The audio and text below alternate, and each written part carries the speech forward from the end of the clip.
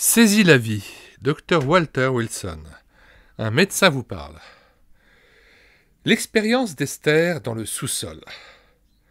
Esther, une jeune femme de 30 ans environ, était une institutrice qui avait été élevée dans un foyer chrétien. Ayant été baptisée comme bébé et confirmée à l'âge de 12 ans, elle avait décidé que sa vie serait une expérience pieuse et qu'elle maintiendrait sa foi dans l'authenticité des Écritures tout au long de ses années de collège et à travers ses expériences pendant ses années d'études. Elle était une jeune fille très tranquille, ne faisant pas part de ses pensées à d'autres, n'avait que peu d'amis et nombreux étaient ceux qui considéraient qu'elle était difficile à comprendre. Pendant une série de réunions que je dirigeais dans la ville où elle enseignait, Esther s'intéressa grandement à la question de son bien-être personnel. Elle avait connu à peu près tout ce que l'Église pouvait lui offrir, sauf une véritable conversion. Elle se rendait compte que son entrée dans l'Église n'avait été qu'une formalité. La préparation à sa confirmation avait eu lieu dans le sein de l'Église et elle n'avait été qu'une catéchumène parmi les autres. Elle accepta tous les faits contenus dans le catéchisme, mais n'avait par contre jamais accepté les faits concernant le salut de sa propre âme. Elle connaissait les choses concernant Jésus-Christ et croyait à ce qu'elle avait appris, mais elle ne l'avait jamais rencontré dans une expérience personnelle, salutaire pour son âme. Soir après soir, la jeune personne était assise au premier rang de l'église avec sa Bible et elle écoutait très attentivement.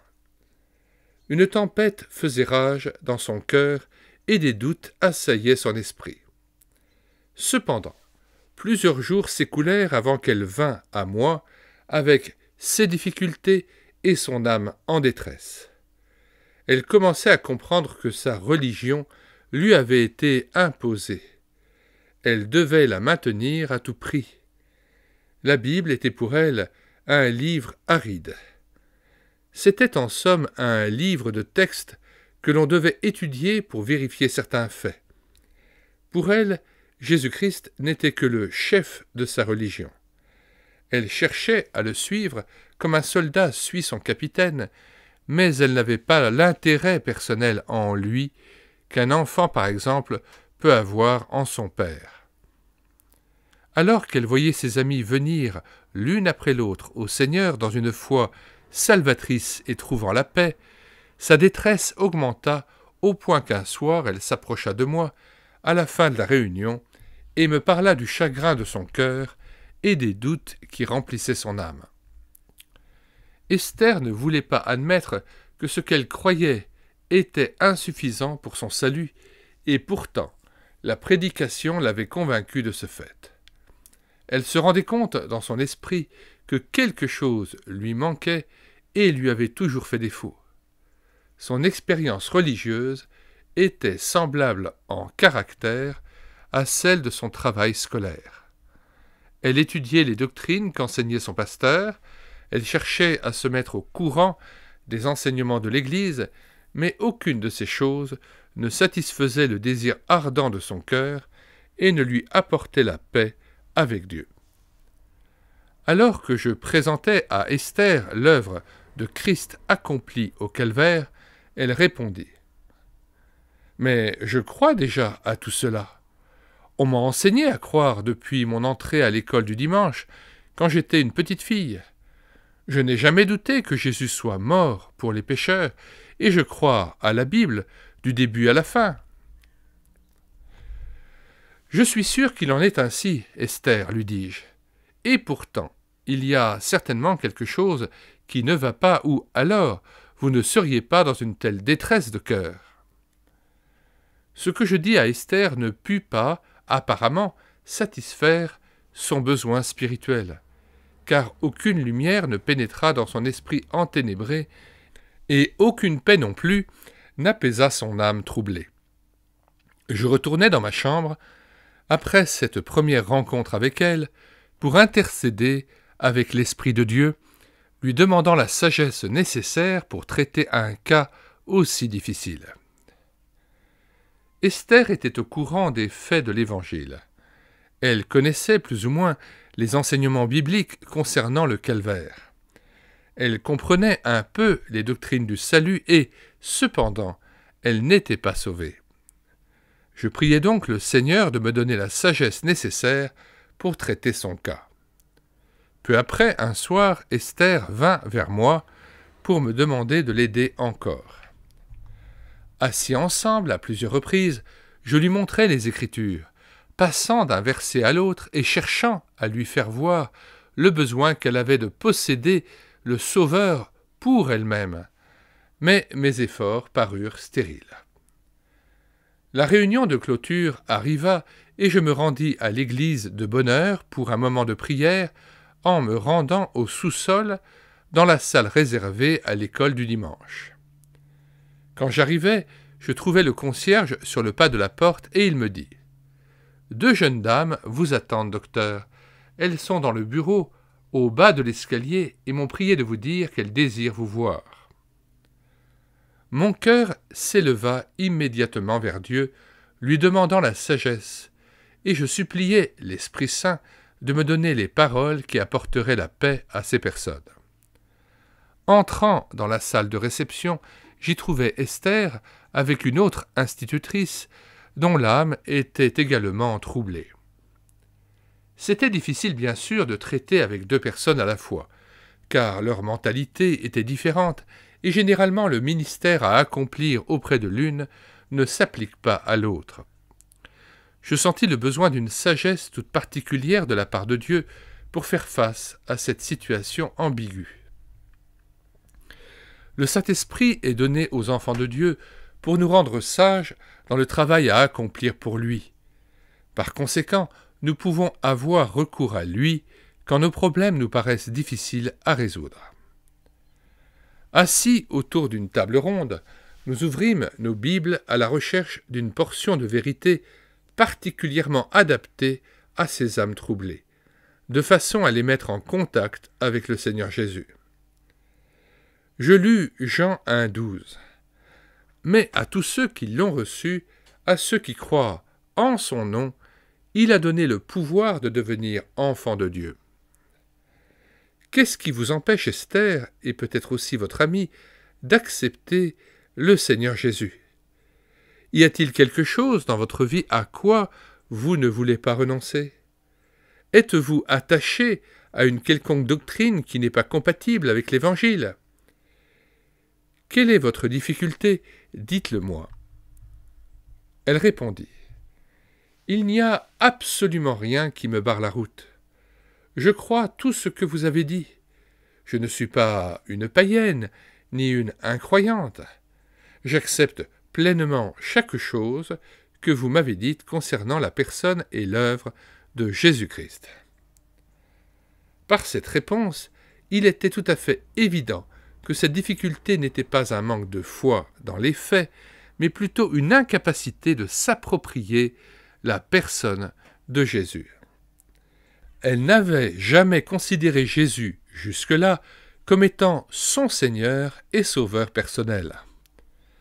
Dites-moi, Esther, quand êtes-vous venue au Seigneur Jésus vous-même, et lui avez-vous dit de vos propres lèvres que vous désirez qu'il sauve votre âme et que vous croyez qu'il efface vos péchés? Elle réfléchit à la question quelques instants et répondit. J'ai grandi dans le christianisme. J'ai toujours été une chrétienne. Il n'y a jamais eu dans mon expérience un temps où je n'aurais pas cru à tout ce que vous m'avez dit. Ainsi, Esther, vous considérez que vous n'avez jamais été perdue. En effet, je ne l'ai jamais été, répondit-elle. J'ajoutai vivement. Je regrette de vous entendre dire cela, car le Seigneur Jésus est venu seulement pour chercher et sauver ce qui était perdu. Luc 19, verset 10. Vous ne serez jamais sauvée, Esther, à moins que vous ne vous rendiez compte que vous êtes perdue, et vous l'êtes. Vous êtes tout simplement une pécheresse religieuse qui s'est jointe à l'Église sans être née de nouveau. Vous avez admis tous les faits et accepté tous les enseignements, mais vous ne vous êtes jamais agenouillé comme quelqu'un qui réclame la miséricorde aux pieds de Jésus-Christ. Vous ne l'avez pas contemplé non plus alors qu'il mourait sur le calvaire pour vous, vous ne l'avez pas accepté non plus pour vous-même, personnellement.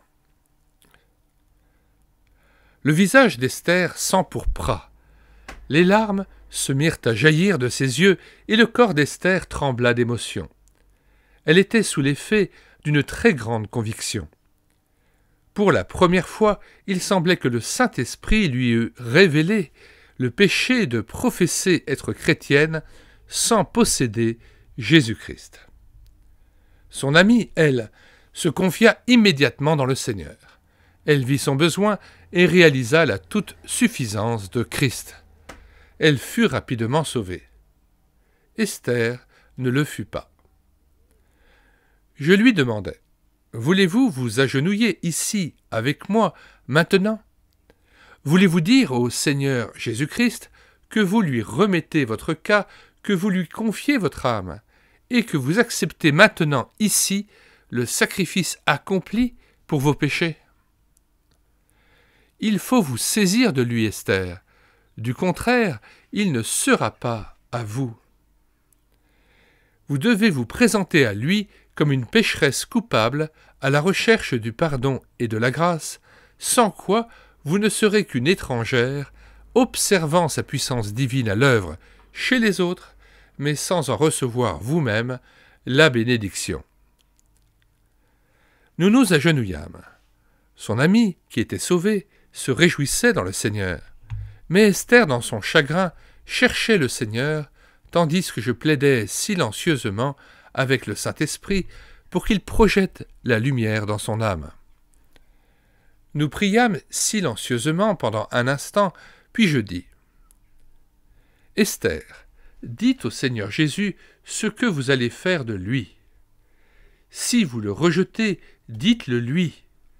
Si vous le désirez, acceptez-le maintenant, jetez-vous dans ses bras, par la foi, il vous recevra et vous sauvera immédiatement. » Elle éclata en sanglots et s'écria « Seigneur Jésus, je t'accepte maintenant, j'ai connu beaucoup de choses te concernant, mais maintenant je te reçois. Je savais que tu étais mort pour les pécheurs, mais maintenant je sais que tu es mort pour moi. Prends-moi tel que je suis et fais que je sois tout entière à toi. » Un paisible Amen vint à mes lèvres lorsque j'entendis ces paroles bénies de dévotion à Jésus-Christ. « Merci Seigneur, dis-je, merci d'avoir attiré Esther à toi. Merci de lui avoir montré la valeur de tes blessures. Merci, Esprit Saint, d'avoir révélé Christ à ce cœur et de l'avoir conduit jusqu'au Sauveur. » Nous nous levâmes avec joie et avec la paix. La dernière rencontre fut couronnée glorieusement par la délivrance d'âmes troublées. Alors que s'achevait la réunion du soir, d'autres furent aussi sauvés. Mais le chant de louange qui s'élevait des lèvres d'Esther parut dépasser tous les autres. Sa délivrance à elle avait été extraordinaire et merveilleuse. Fin de ce chapitre intitulé « L'expérience d'Esther dans le sous-sol ». Nous vous invitons à vous reporter dans la description les commentaires de cette vidéo afin de pouvoir commander cet ouvrage auprès de la CLC Librairie Chrétienne, mais aussi afin de pouvoir profiter des différents liens de téléchargement gratuits que nous vous proposons. Chacun des téléchargements gratuits proposés se fera à partir du site internet médiathèquechrétienne.fr, site que nous avons bâti en synergie avec cette chaîne YouTube Elle écoutait sa parole, afin d'assurer la réédition numérique gratuite des ouvrages chrétiens épuisés et non réédités. Nous en sommes à 1400 ouvrages. Alors n'hésitez plus, sur la barre de recherche Google, vous écrivez médiathèquechrétienne.fr, tout attaché d'un seul tenant et sans accent. Arrivé sur le site, vous cliquez sur « Livre à télécharger ». Puis vous faites une recherche par ordre alphabétique d'auteur. Nous avons par exemple déjà numérisé un autre ouvrage du même docteur Wilson, intitulé « Vie et santé spirituelle ». Eh bien, vous cherchez à W pour Wilson, et une fois trouvé cet ouvrage, Vie et santé spirituelle, vous cliquez sur Lire, écouter, télécharger, puis vous cliquez sur Télécharger en Word ou en PDF, et l'ouvrage est à vous, prêt à être lu sur votre ordinateur ou sur une tablette tactile, immédiatement en moins d'1 minute, sans que vous ayez à vous inscrire sur le site, sans que vous ayez à payer quoi que ce soit ou à télécharger un logiciel quelconque. Avant de nous quitter, nous vous conseillons vivement de regarder les 250 playlists que nous avons constituées sur cette chaîne YouTube à l'écouter sa parole, playlist de cantiques mis en parole, plus de 1000 cantiques, playlist d'audiobooks que nous avons pris en charge, plus de 60 audiobooks, playlist de BD Tournesol que nous avons lus avec caméra de document, plus de 80 vidéos, et puis des centaines d'ouvrages que nous avons numérisés et mis gratuitement à votre disposition sur le site internet médiathèquechrétienne.fr et que nous présentons sur cette chaîne YouTube et l'écouter sa parole. Puisse le Seigneur nous bénir richement dans la révélation renouvelée de sa personne même, afin que nous soyons transformés à son image. Nous vous disons au revoir et à bientôt pour une prochaine vidéo.